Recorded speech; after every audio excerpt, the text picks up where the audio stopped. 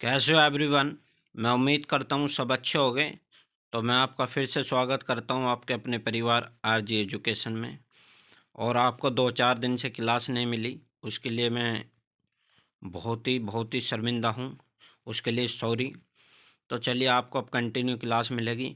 और मैं आज आपको ये जो आधुनिक भारत के जो गवर्नर वायसराय, ये मैं इनको आज ख़त्म कर देता हूँ। इसमें 2-4 बचेंगे और मैं तुमको नेक्स्ट वीडियो में दे दूंगा। चलिए, पहले क्वेश्चन के साथ मैंने लॉर्ड विलियम बेंटिंग तक ये करा दिए थे।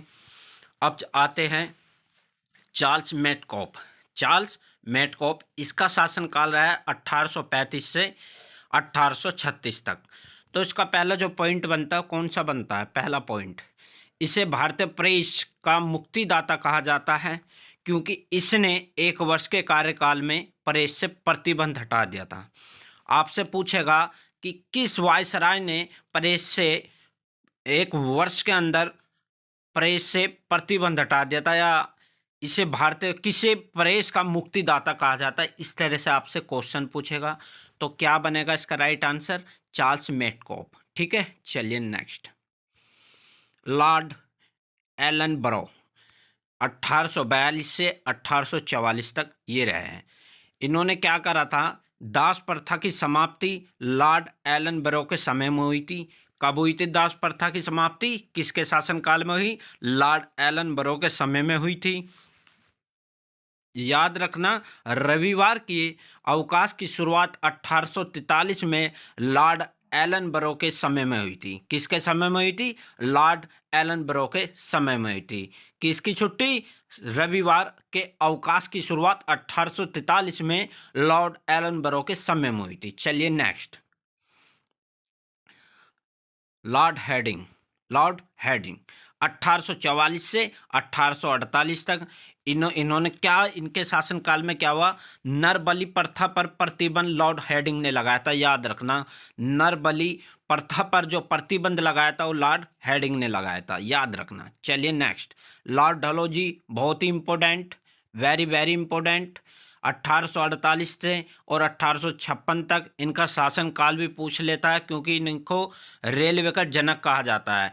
कोहिनूर हीरा महारानी विक्टोरिया को भेज दिया गया और लॉर्ड डलहौजी को भारत में रेलवे का जनक कहा जाता है। लॉर्ड डलहौजी को भारत में रेलवे का जनक कहा जाता है। इसी के समय में भारत में पहली बार 16 अप्रैल 1853 में मुंबई से ठाणे के बीच 34 किलोमीटर प्रथम रेल चलाई गई।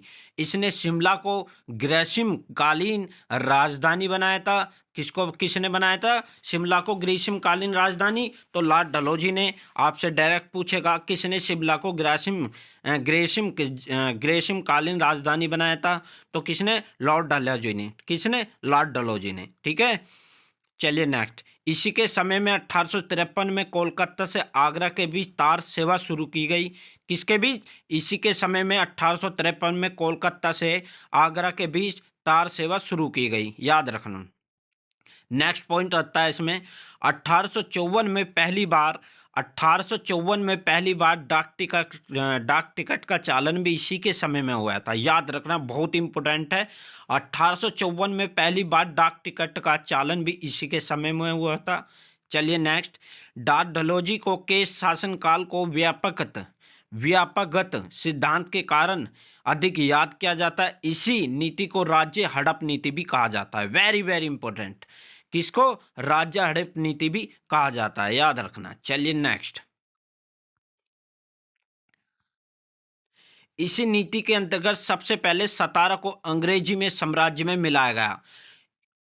इस नीति के अंतर्गत सबसे पहले सतारा को अंग्रेजी साम्राज्य में मिलाया गया। आपसे किस तरह से पूछेगा कि सतारा को अंग्रेजी साम्राज्य में किसके शासनकाल में मिलाया गया था? किस वायसराय के शासनकाल में मिलाया गया था? तो इसका राइट आंसर होगा लॉर्ड डलहौजी। इसके कार्यकाल में 1854 में नया पोस्ट ऑफिस एक्ट पारित हुआ। किसके शासनकाल में? लॉर्ड डलहौजी के। इसी के कार्यकाल में 1854 में नया पोस्ट ऑफिस एक्ट पारित हुआ तथा भारत में पहली बार डाक टिकट की शुरुआत हुई और इसमें शिक्षा में सुधार के लिए 1854 में वुड स्पेस लागू किया गया। क्या किया गया? वुड स्पेस लागू किया गया। याद रखना, वुड स्पेस लागू किया गया। याद रखना। वुड स्पेस लागू किया गया, याद रखना। नेक्स्ट, लॉर्ड कैनिंग 1856 से 1862, 1856 से 1862 तक ये रहे हैं, 1856 से 1862 तक रहे हैं। पॉइंट क्या बनता है, भारत का प्रथम वायसराय लॉर्ड हेडिंग था। आपसे पूछेगा भारत का प्रथम वायसराय कौन था, लॉर्ड हेडिंग था। इसी के समय में 10 मई 1857 की क्रांति मेरठ से शुरू हुई और इस क्रांति का यह परिणाम हुआ कि ईस्ट इंडिया कंपनी के शासन का अंत हो गया। किसका अंत हो गया, ईस्ट इंडिया कंपनी का शासन का अंत हो गया और बागडोर इंग्लैंड की महारानी के हाथों में पहुंच गई और ईस्ट इंडिया कंपनी की स्थापना 1600 में हुई थी। आपको ये आंसर कमेंट में बताना है कि जिस समय भारत अंग्रेज आए थे उस समय भारत में किस मुगल शासक का, किस मुगल का शासन था, याद रखना। ये बताना कमेंट में जरूर। राज्य हड़प नीति को समाप्त कर दिया गया। किसको, राज्य हड़प नीति को समाप्त कर दिया गया और मुगल सम्राट के पद को समाप्त कर दिया गया और मुंबई, कोलकाता, मद्रास में उच्च न्यायालय की स्थापना की गई और 1861 में इंडियन काउंसिल एक्ट पारित हुआ। कोलकाता, मद्रास और कोलकाता और मुंबई और मद्रास में उच्च न्यायालय की स्थापना की गई। ठीक है, याद रखना। चलिए नेक्स्ट, लॉर्ड मेयो। क्या, लॉर्ड मेयो। अंग्रेजों के समय में प्रथम जनगणना 1872 में लॉर्ड मेयो के शासनकाल में हुई थी और इनकी हत्या कैसे की गई, तो इनकी हत्या अफगान के एक व्यक्ति ने चाकू मार के कर दी थी, याद रखना। नेक्स्ट है लॉर्ड लिटन। लॉर्ड लिटन क्या है, लॉर्ड लिटन, याद रखना। लॉर्ड लिटन शासनकाल है 1876 से 1880। 1878 में वर्नाक्यूलर एक्ट पारित हुआ। वर्नाक्यूलर एक्ट पारित हुआ जिसके अंतर्गत भारत के समाचार पत्रों पर पूर्ण रूप से प्रतिबंध लगा दिया था तथा आर्म्स एक्ट द्वारा भारत में जितने भी लोग थे उनको हथियार रखने का अधिकार भी छीन लिया गया था। किसके शासनकाल में, लॉर्ड लिटन के, याद रखना। लॉर्ड रिपन 1880 से 1884, 1880 से 1884, 1882 में लॉर्ड रिपन ने वर्नाक्यूलर एक्ट को समाप्त कर दिया। चालू किसने करा था, करा था लॉर्ड लिटन ने। और लॉर्ड रिपन ने क्या करा था,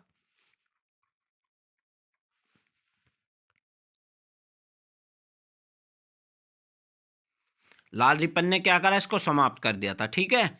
नेक्स्ट, स्थानीय स्वशासन का जनक लॉर्ड रिपन को कहा जाता है। बहुत इंपॉर्टेंट है, डायरेक्ट पूछता है स्थानीय स्वशासन का जनक किसे कहा जाता है, तो लॉर्ड रिपन को कहा जाता है। 1881 में नियमित जनगणना लॉर्ड रिपन के समय में शुरू की गई, याद रखना। 1881 में कारखाना अधिनियम लॉर्ड रिपन के द्वारा लाया गया था, याद रखना। लॉर्ड डफरिन 28 दिसंबर 1885 को भारतीय राष्ट्रीय कांग्रेस की स्थापना की गई। अब आप कंफ्यूज ये हो कि कांग्रेस की स्थापना तो किसने की थी, ओम ने की थी, लेकिन यहाँ लॉर्ड डफरिन क्या है, आपसे पूछेगा किसके शासनकाल में की गई थी, उस समय कौन वायसराय था, तो आप क्या बताओगे, लॉर्ड डफरिन। क्या, डफरिन था, याद रखना। इसमें जब पहली बार ये कांग्रेस की स्थापना की गई कितने प्रतिनिधि थे, तो आपसे डायरेक्ट पूछेगा तो कितने थे, 72 प्रतिनिधि थे। ठीक है, याद रखना। कब की गई, 28 दिसंबर 1885 को। कहाँ की गई थी, मुंबई में। लॉर्ड कर्जन 1899 से 1905 तक। 1904 में भारतीय विश्वविद्यालय अधिनियम पारित हुआ और 1905 में लॉर्ड कर्जन ने बंगाल का विभाजन कर दिया था। कब, 1905 में बंगाल का विभाजन कर दिया था। आपसे पूछेगा कि बंगाल विभाजन कब हुआ, तो 1905।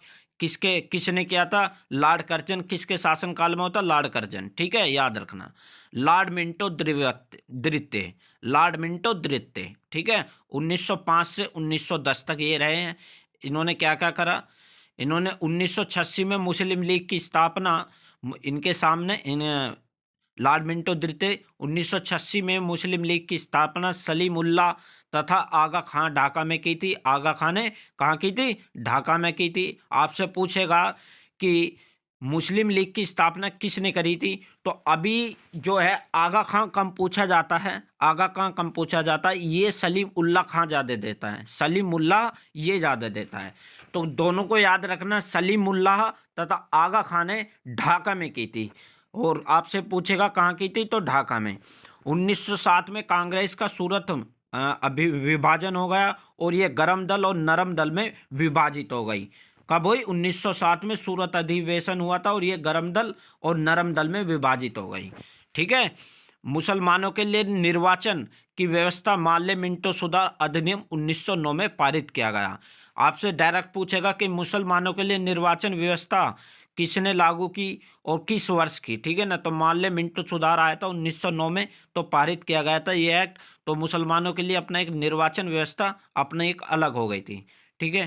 तो आई होप मैं समझता हूँ कि आपको क्लास अच्छी लगी होगी, और जितना हो सके क्लास को शेयर कर दीजिए। और मैं जितने भी इसमें बचे हैं, जो भी मैं नेक्स्ट क्लास लेके आऊँगा, और कमेंट करके ज़रूर बताना नेक्स्ट टॉपिक किस टॉपिक पे क्लास लाऊँ। ठीक है। Thank you so much.